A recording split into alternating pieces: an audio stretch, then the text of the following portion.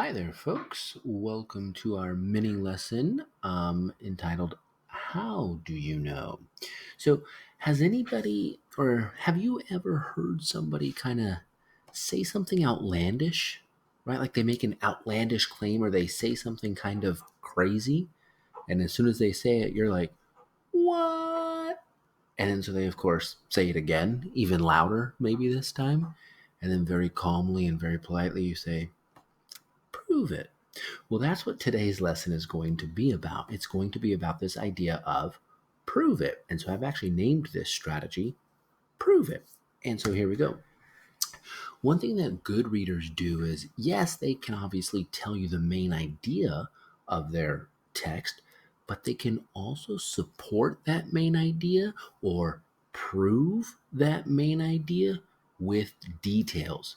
Now, most importantly, they prove it with details from the text. They are using the text to support whatever that main idea is. Okay. And so we're going to try this here. I'm going to show you this strategy. And by the way, all of these strategy cards that I show you in the mini lessons, you do have access to. And I will show you that right after we practice this strategy today. So you're going to read the book. First, you have to read the text. And then as soon as you're done reading it, the first thing you're going to do is make a fist. So go ahead and do that now. Make a fist. Okay. That fist, as you make that fist, that stands for the main idea. So you're going to read your text and you're going to make your fist and you're going to say, okay, the main idea was, and that's your fist. After you've stated the main idea, now the second thing you're going to do is you're going to start listing off details. So you're holding up your fingers and you're listing details. Now, these details that you're listing come from the book, number one, but also they should support or be connected to the main idea. So look at your fingers. Maybe you have three up like the pictures. Hold them up. Now, actually look really closely at your fingers. Oh, yes, very closely at them. And wait a second. Aren't they connected to something? Yeah, they're connected to your hand. And actually, if you fold them down, those fingers that were the details make that main idea, right? That's how they're connected. So, this main idea that we started with this fist is actually made up of the details that support it. What? So, I'm going to move my face. And just as oops, I moved my face and then I have to click here. Just to review, remember, first thing you're going to do is read the text. Secondly, you think about, okay, what could be the main idea of that text? And that's the fist. And then I've underlined it and put it in bold. You look back through the text. So many times kids want to look up and say, oh, and I'll say, why do you think that was the main idea? And they say, well, and they do that look up thinking thing. Well, and I always look up at the ceiling. What's up there? Is there text up there? Are there words up there that are going to help you prove it? No. The things that are going to help you prove it are in the book. So we want to look back through the text and use details from the book. So let's actually try it. And we're going to try it with this book titled Native Peoples of California. And again, like I've told you earlier in the last lesson, different groups or different bands of Native peoples or California Indians like to be called different things. So the most recent one I talked to said they prefer California Indians. So that's probably what I'm going to use, but it really is about having that conversation with that person and finding out what they prefer to be called. So next week we are going to start social studies and we're going to be studying the Tataviam, the group that actually was from where we live. So this book will kind of give us a good jump off. So here we go.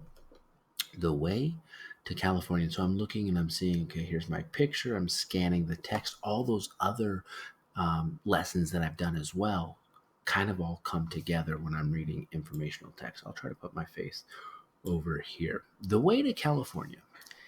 Did you know people first came to California over 10,000 years ago? By the way, that's a question lead. Did you catch that? Did you know people first came to California over 10,000 years ago? They found land with plenty of water, sunshine, and food. The weather was not too hot or too cold. Archaeologists have different ideas about when and how the first people came to California. They know some migrated from Asia across a land bridge and then traveled south to California. They think others traveled by boat from islands in the Pacific Ocean. Perhaps more groups came from the east, across the mountains, or up from the south. And that's the end of that section. I happen to know the next page is a different chapter, and I could go and read these captions, right? That's a whole nother um, lesson. But let me do the one we studied today to prove it. Make a fist. I've read my section. Make a fist. My main idea. What's your main idea? I think it's people came to California 10,000 years ago, right? That's what I think our main idea is. And then now I'm going to support it with my details, and I'm going to get my details straight from the text. And this is kind of, I think, a pretty straightforward one. So people came 10,000 years ago. They might have migrated from Asia across a land bridge to get here. They might have traveled by boat to get here, or they might have come across mountains from the east or the south, right? Archaeologists actually have different ideas about how they came here. So all four of those details support they came 10,000 years ago. Right on, right? So let's try another one here. The geography of California. California has a rocky coast to the west. High mountains called the Sierra Nevada are in the east. A large desert runs across the south. Because of the land's features, groups of native peoples commonly found one area to settle in. They didn't need to move around much since food and water were plentiful in most of California. Supplies for houses were easy to find too. Most groups' lands had natural boundaries respected by other native peoples. There wasn't much fighting between groups. Okay, so there's my section. I'm going to make my fist. What do you think the main idea is? Go ahead and think about it. Sorry, I have something on my eye. Think about your main idea.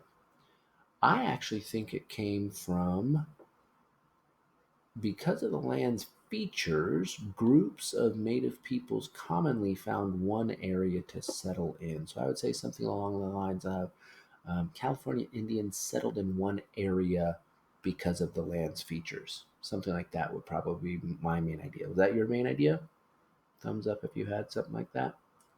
Thumbs down if you had a different one. No big deal. All right. So I have, okay, groups of California Indians settled in one area because of the features. And then I'm going to support it with details. Food and water were plentiful in most areas. Supplies for houses were easy to find. And I'm not sure if this necessarily supports my main idea. I guess, yeah, natural boundaries, right? Most groups' lands had natural boundaries. Yeah, I think that supports it. The fighting thing, maybe, but I don't think so. I think I have those three, and those three are connected to my. They make up my main idea of California Indians commonly found one area. Okay, we're gonna do one more, but I'm gonna give you the main idea, and then I want you to tell me the supporting details. So here we go. Actually, I'm going to skip over that. This is a great story, but it doesn't serve our purpose well. So read this book. This is on Epic, and you can read the whole thing, but I'm going to read one more called Beautiful Baskets. Excuse me. How did California native peoples carry or store their things? They made baskets. Small baskets held medicines and seeds. Large cooking baskets were made so they didn't leak and could be used to make soup. The cook put hot stones in the soup and stirred it until it was cooked. Basket traps caught birds and fish. Babies stayed safe in cradle baskets. The baskets were made with wood, plants, beads, bones, and skins. Some baskets were covered with feathers or shells. Others had designs on them. Okay, so going to give our main idea. Baskets were very important to California Indians. That's our main idea, and I'm going to put that in the question. Baskets were very important to California Indians. Your job, ooh, look at that, the finger's coming right at you. Your job is to support that with details from the text. So I will even put a copy of this page there so you can support it. And then I'd like you to support it with details from the text. But don't just do it on this one, do it on your book as well. Whatever you're reading, try this strategy out. And where can you find this strategy? I'm glad you asked.